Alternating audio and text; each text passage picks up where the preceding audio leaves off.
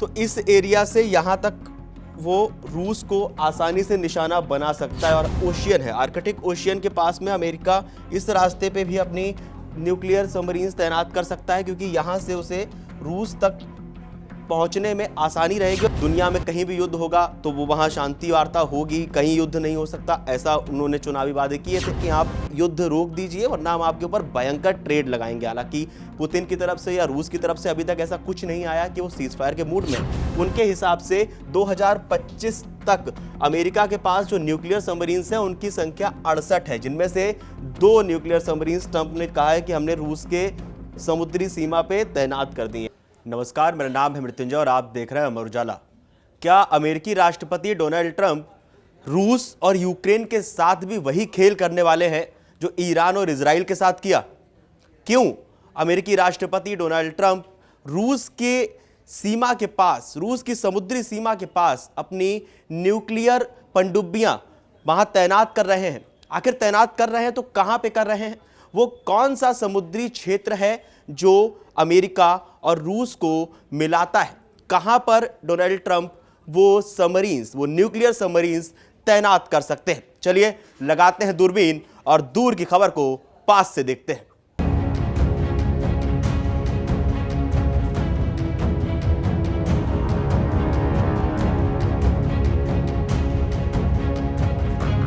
Trump ने the truth social पे एक ट्वीट किया जिसमें उन्होंने एक लाइन लिखी, I have ordered 2 nuclear submarines, यानी 2 न्यूक्लियर सबमरीन ट्रंप ने अमेरिका और रूस के जो बॉर्डर है यानी रूस के पास में स्थित कर दिया। वो कौन सी ऐसी जगह है जहां पे ट्रंप ने वो सबमरीन्स, न्यूक्लियर सबमरीन्स तैनात की होंगी? क्योंकि किसी भी रिपोर्ट में अभी तक ये स्पष्ट नहीं आया कि वो कहां पे तैनात की गई। हालांकि ट्रंप ने ये तो क्या दावा कह दिया है कि तैनात कर दी गई हैं, लेकिन कहां पे की गई हैं इसका कोई खुलासा नहीं किया गया। आखिर वो बॉर्डर है कौन से, वो जगह कौन सी है जो अमेरिका और रूस को समुद्री क्षेत्र में मिलाती है? चलिए एक बार मैप पे देखते हैं।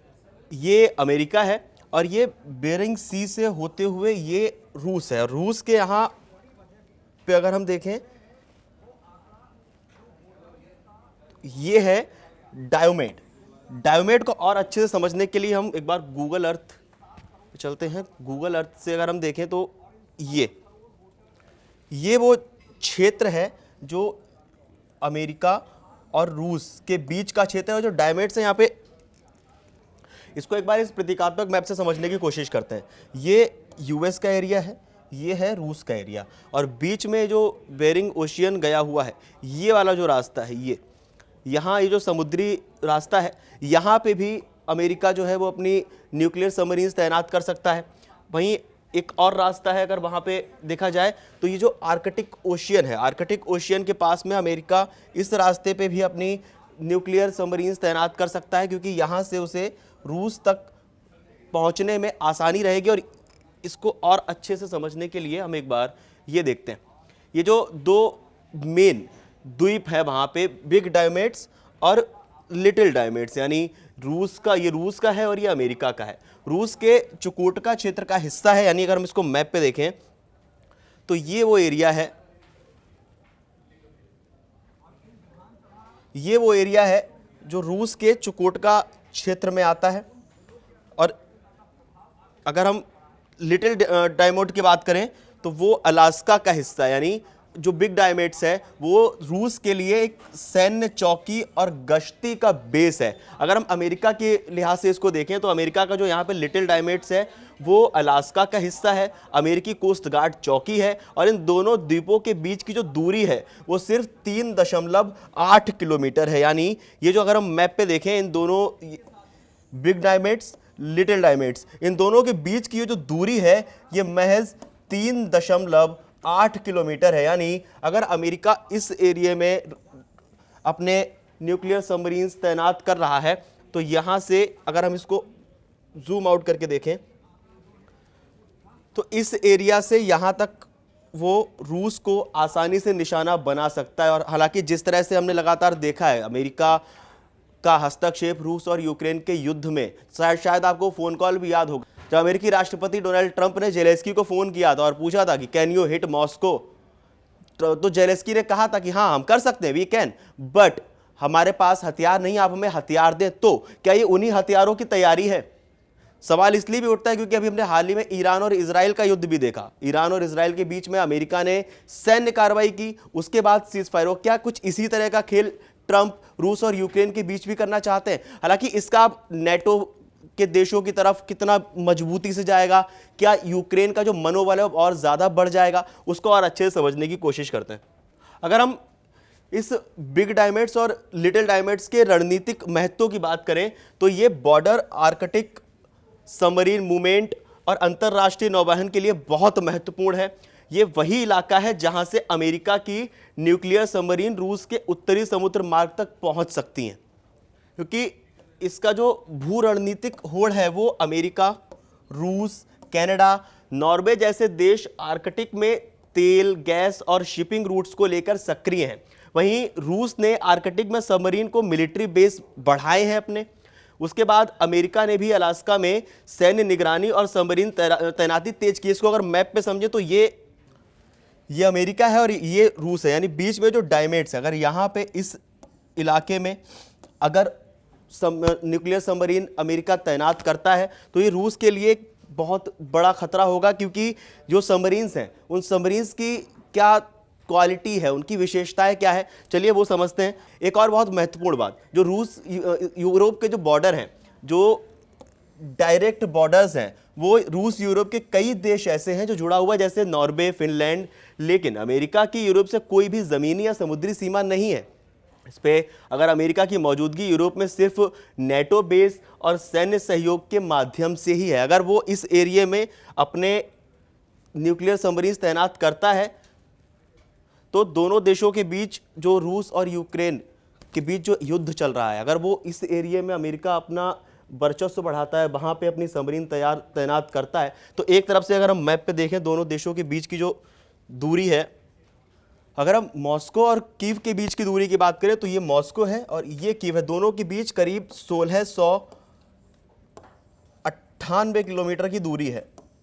यानी आपको याद होगा जब, जैसा अभी शुरुआत में कहा कि ट्रंप ने जब ये कहा कि कैन यू हिट मॉस्को, यानी जेलेंस्की से पूछा गया कि आप कीव से मॉस्को को हिट कर सकते हैं, तो वो जो दूरी है वो 1698 किलोमीटर है। अब अगर न्यूक्लियर सबमरीन्स समुद्री क्षेत्र में तैनात होती हैं और यहाँ से अगर ट्रंप के कहने पे या ट्रंप के दिए हुए हथियारों से यूक्रेन अटैक करता है तो रशिया के लिए कितनी मुश्किल हो सकती है, रूस की तरफ से क्या कुछ तैयारियां की गई होंगी, उन पे भी बात करते हैं। क्योंकि बात हो रही है परमाणु की, परमाणु सबमरीन्स हैं, परमाणु पनडुब्बियां हैं, तो कौन सा देश, रूस और अमेरिका में से दोनों देशों के पास कितनी परमाणु शक्तियां हैं, कितनी परमाणु ताकतें हैं, अगर उसका आकलन किया जाए तो रूस के पास करीब 5449 परमाणु हथियार हैं। वहीं कुछ रिपोर्ट्स में दावा किया गया है कि अमेरिका के पास 5277 परमाणु हथियार है, यानी रूस के पास परमाणु हथियारों की जो संख्या है वो अमेरिका से ज्यादा है। अगर सबमरीन की बात करें तो अमेरिका के पास जो न्यूक्लियर सबमरीन्स हैं वो टोटल 68 है, ऐसा कुछ रिपोर्ट्स में दावा किया गया। अनुमान है, क्योंकि बिल्कुल सही और सटीक इंफॉर्मेशन कहीं भी नहीं मिली है। कुछ अलग अलग रिपोर्ट्स में जो दावा किए गए हैं उनके हिसाब से 2025 तक अमेरिका के पास जो न्यूक्लियर सबमरीन्स हैं उनकी संख्या 68 है, जिनमें से 2 न्यूक्लियर सबमरीन्स ट्रंप ने कहा है कि हमने रूस के समुद्री सीमा पे तैनात कर दी हैं। इनमें से जो 14 सबमरीन हैं वो बैलिस्टिक मिसाइल सबमरीन्स हैं। बैलिस्टिक मिसाइल सबमरीन्स यानी न्यूक्लियर हथियार तैनात करने के लिए इनका इस्तेमाल किया जाता है। उसका नाम है ओहियो क्लास SSBNS। हर एक पर 20 ट्रिडेंट 2D5 मिसाइलें होती हैं। ये हर मिसाइल में कई न्यूक्लियर वॉरहेड होते हैं। वहीं अगर हम बाकी जो 54 सबमरीन्स हैं उनकी बात करें तो उनमें एक अटैक सबमरीन्स हैं जो दुश्मन की सबमरीन शिप को नष्ट करके खुफिया जानकारी जुटाने और स्पेशल ऑप्स के काम आती हैं। यानी जो बैलिस्टिक मिसाइल सबमरीन्स हैं इनके द्वारा न्यूक्लियर वेपन्स ले जाए जाते हैं। बाकी जो अमेरिका के पास सबमरीन्स हैं वो खुफिया जानकारी जुटाने में और स्पेशल ऑप्स के लिए काम आती हैं। अगर हम इसकी बात की जाए तो इनमें भी न्यूक्लियर रिएक्टर होता है, लेकिन ये परमाणु मिसाइल नहीं ले जाती हैं। अब अगर रूस की बात की जाए, रूस के पास कितने परमाणु हथियार हैं, कितनी सबमरीन्स हैं, अगर समुद्री लड़ाई की बात होती है, अगर अमेरिका ऐसा कुछ करता है तो रूस के पास क्या कुछ है। रूस के पास करीब 58 न्यूक्लियर सबमरीन्स हैं। इनमें से 11 सबमरीन जो हैं वो बैलिस्टिक मिसाइल सबमरीन्स हैं, जो SSBNS हैं। न्यूक्लियर हथियार ले जाने के लिए इनका इस्तेमाल होता है। और ये बोरोई क्लास एक नया डेल्टा 4 क्लास की सबमरीन्स हैं, डेल्टा 4 क्लास के न्यूक्लियर हथियार हैं। SLBM मिसाइलों की बात करें तो R-29 RMU सिनेवा, RSM 56 बुलावा।